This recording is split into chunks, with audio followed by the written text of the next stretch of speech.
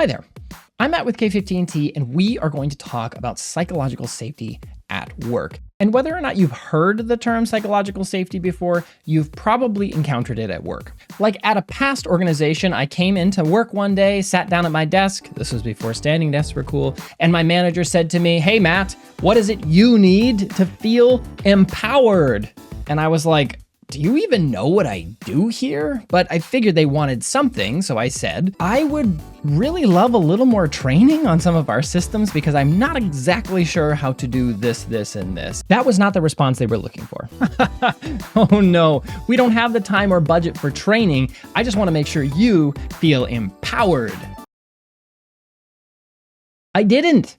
In my case, someone on the leadership team had obviously encountered the concept of psychological safety at work, which can be profound. It can make teams and individuals far more productive, as well as reduce stress levels and up rates of creativity. It's like awesome. In Atlassian's article about psychological safety at work, they reference Dr. Timothy R. Clarke's 4 factors of psychological safety model. I think I said that correctly.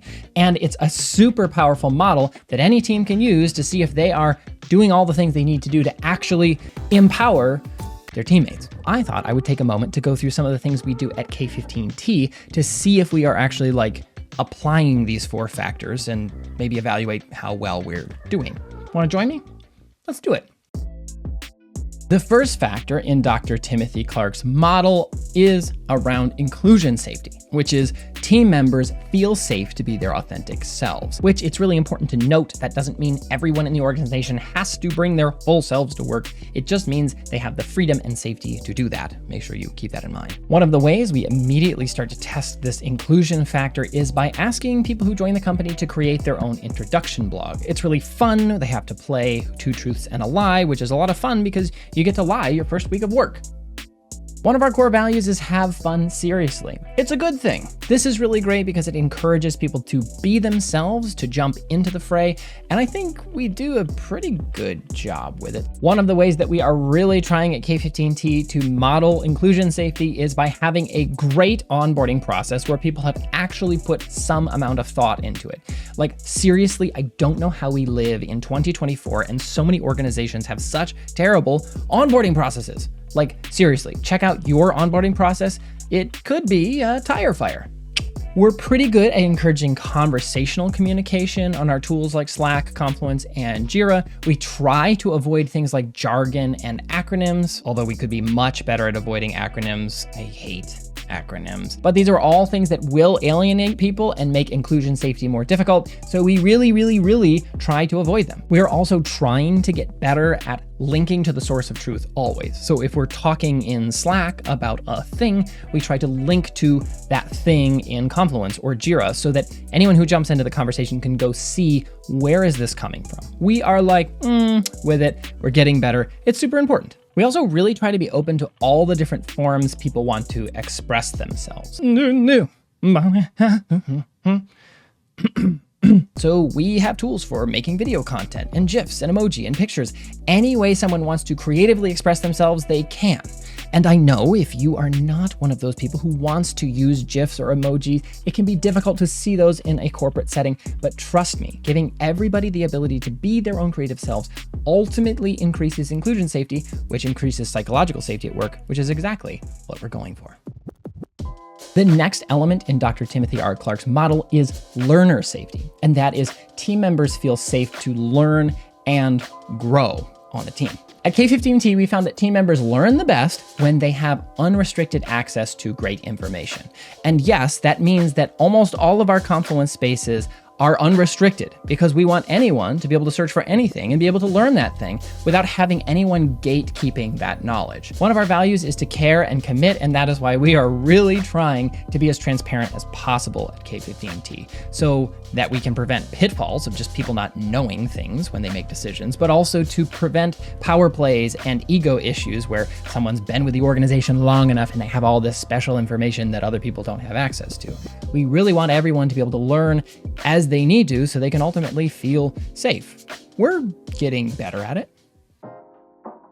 The next factor in Dr. Clarke's psychological safety model is around contributor safety. That is, team members feel safe to offer meaningful contributions. And one of the ways that we try to do this at K15T relatively successfully is to make sure our structure isn't so rigid that we can make a change based on something that an individual contributor suggests. One great example of this would be a feature known as Confluence databases, which came from K15T. It was an idea that has been around for several years, and we finally broke off and created a small group of people who were taking ideas from within the group, from outside of the group within the company, even from some of our users, to create something that we thought was the best for all Confluence users. And this is an example where an individual thought became an app which was acquired and added to Confluence, and everyone benefits from the contribution of one person who felt safe enough to suggest it in the first place. Another thing we do at K15T is 3 times a year we have a hackathon known as Hackatza. Some great ideas come out of this hackathon, new processes, even new apps,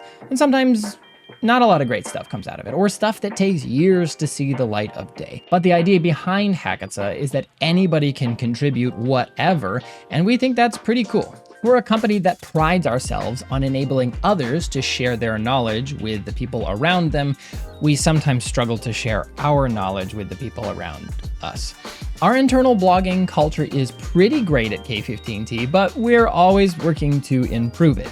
The idea is that individuals and teams can write blog posts that are seen by everybody, where they share what's being successful, what's not being successful. Here's a new thing we tried. Here's a thing that we've been doing for a long time that we are throwing out the window. So we're trying to get better at this, but the idea is still there that anyone can contribute what they're learning and not be penalized for it. Instead, help everybody learn and grow at the same time.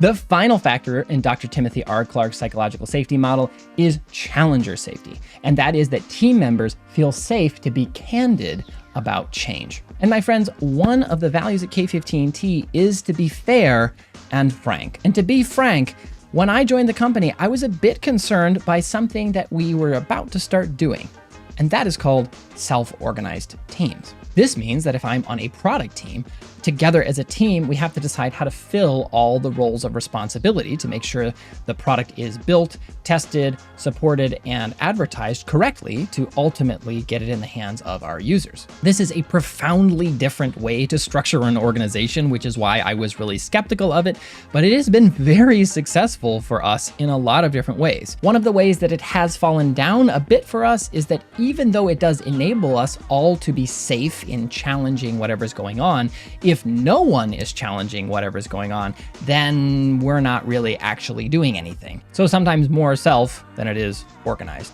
But we've started to implement goals and long-term initiatives to have something to challenge each other toward. So it's still something we're refining internally, but it's important that we keep that factor of challenger safety. K15T also has a passion and almost a sense of madness over feedback of many different kinds. And some of it we're great at, and some of it we're working on. One of the things we're really passionate about is having people review your work before you send it, which felt very intrusive to me. But then I realized that having other people challenge you and your work ultimately helps you make better stuff. And we're like pretty good at that. Almost ruthless at times. Like sometimes we take way too long to do something because we are reviewing it maybe a bit too much. So maybe you can go overboard with the challenging, but it is nice that everybody feels safe to do so. We also have a really big focus, and we are all learning through trainings how to give good feedback to each other. We have the tools in place, but sometimes you just need to know how to actually give constructive feedback, which is very different than